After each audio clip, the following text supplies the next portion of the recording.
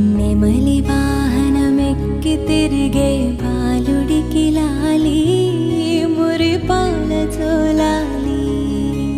సురులకే సేనాధిపతికి మధురమగులాలి ముచ్చకములాలి.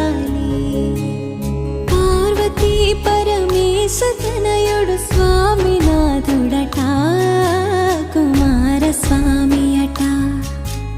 కృత్తికలు పాలిచ్చి పెంచిన కార్తికేయుడట ముద్దు బాలుడట.